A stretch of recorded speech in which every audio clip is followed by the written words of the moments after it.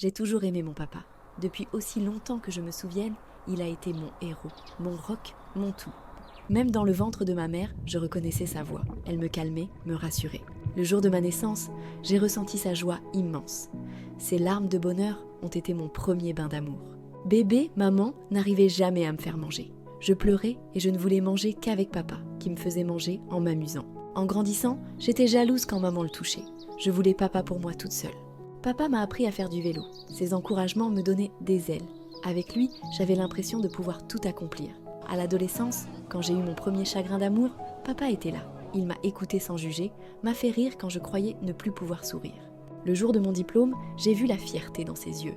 C'était comme si c'était lui qui recevait cette récompense. Quand j'ai quitté la maison, papa a porté les cartons les plus lourds. Il ne voulait pas que je le voie, mais j'ai aperçu une larme au coin de son œil. Et puis est arrivé ce jour où j'ai présenté mon petit ami à mes parents. Papa était distant, méfiant. Pour la première fois, j'ai senti un fossé entre nous. Ce qui devait être un dîner de famille s'est transformé en cauchemar. Quand je leur ai annoncé que je plaquais tout pour vivre avec lui et qu'on sillonnerait les routes sur sa moto pour découvrir le monde, ma mère a littéralement explosé. Maman n'approuvait pas mon choix, papa restait silencieux. Les mots ont dépassé nos pensées. J'ai claqué la porte ce soir-là, jurant de ne plus jamais leur parler. La colère m'aveuglait, m'empêchant de voir la peine dans les yeux de papa. Les jours sont devenus des semaines, les semaines des mois. Puis passèrent quelques années, pas un appel, pas un message. Ma fierté m'empêchait de faire le premier pas. Et puis, un soir, le téléphone a sonné.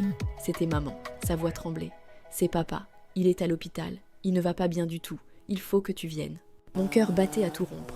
Toutes ces années de silence, tous ces mots non dits, j'avais peur qu'il ne soit trop tard. Papa était là, si fragile, si silencieux. Les machines bipaient, mais lui ne pouvait pas parler. J'ai pris sa main, les larmes aux yeux. J'ai voulu lui dire tant de choses, lui dire que je l'aimais, que j'étais désolée, mais les mots restaient coincés dans ma gorge. Et puis, j'ai entendu ce son, ce bip continu qui signifiait que son cœur avait cessé de battre, et avec lui, une partie du mien. Je n'avais jamais dit à mon père que je l'aimais, pas une seule fois, et maintenant, c'était trop tard. Heureusement, les infirmières ont réussi à le réanimer. Il s'en est fallu de peu. Aujourd'hui, même s'il est moins en forme qu'avant, il est toujours mon héros. Et dès que j'en ai l'occasion, je lui dis « Je t'aime ». Ne faites pas la même erreur que moi. Dites à vos proches que vous les aimez. Maintenant. Pas demain, pas plus tard. Maintenant. Car on ne sait jamais quand ce sera la dernière fois qu'on pourra le faire.